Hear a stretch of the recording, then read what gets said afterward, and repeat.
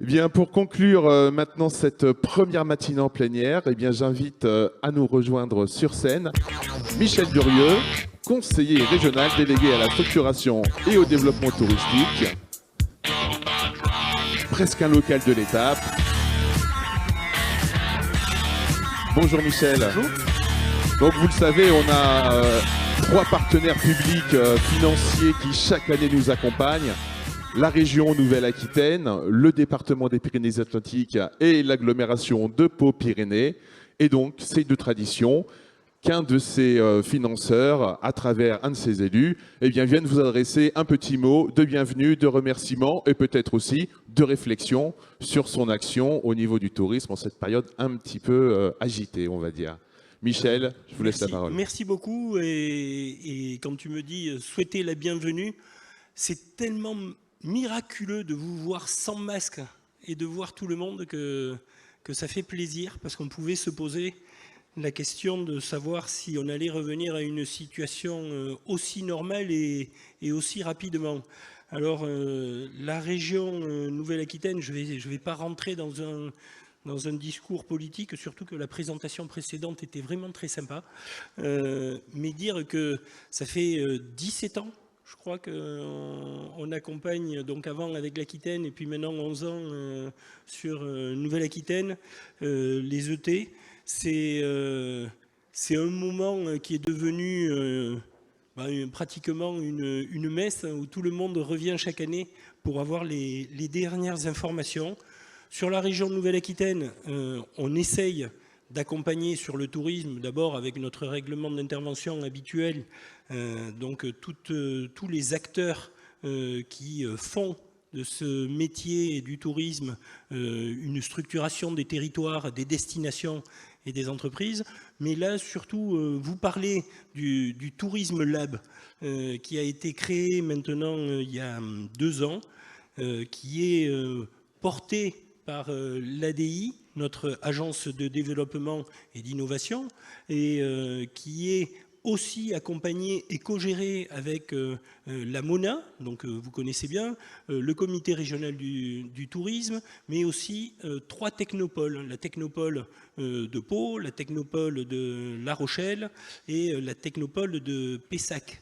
Et là, on essaye d'accompagner des startups innovantes. Donc si vous allez les voir, on a un petit espace derrière avec les startups, et c'est les accompagner dès le départ, dès l'idée, jusqu'au moment de la mise en marché.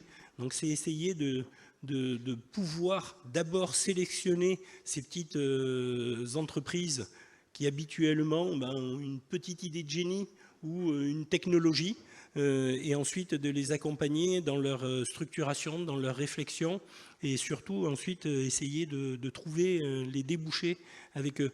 Alors là, il y a eu un appel à projet qui a été lancé, c'est assez simple, vous pouvez aller tourismelab.fr et les entreprises et les startups peuvent aller déposer leur dossier. On accompagnera 10 startups pendant 1 an.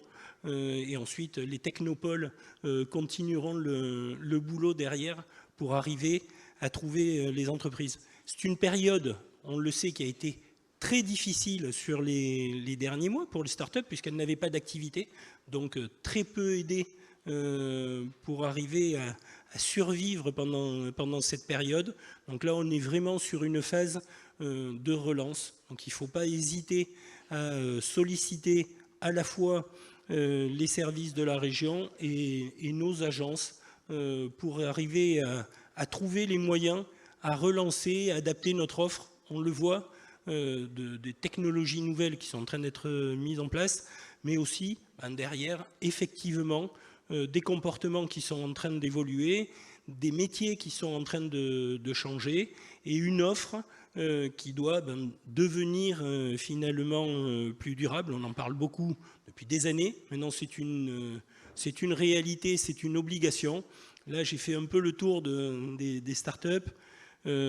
Effectivement, la partie environnementale, on l'a tous bien dans la tête. La partie sociale, on l'a un tout petit peu moins. C'est réfléchir finalement d'un côté à tout ce qui est créateur d'emplois et des emplois solides, structurés et décents.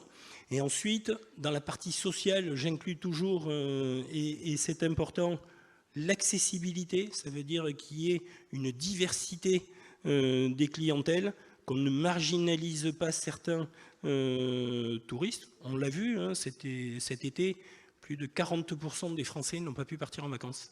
Donc là, il faut l'avoir en tête. Hein. Habituellement, on est entre 30 et 35%.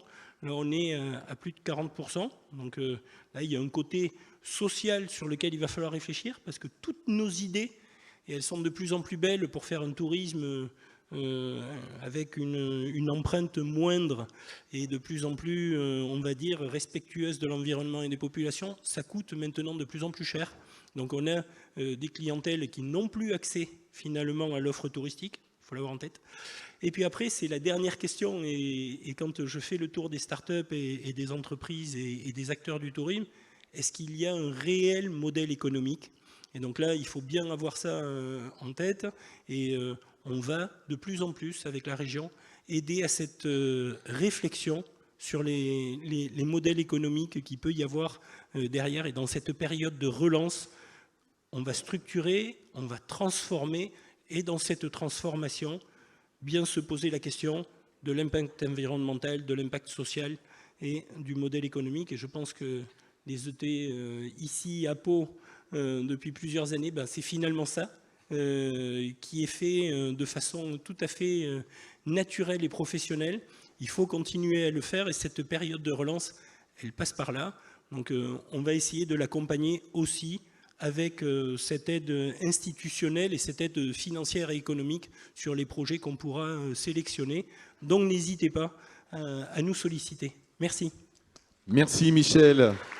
Michel Durieux donc pour la région Nouvelle-Aquitaine.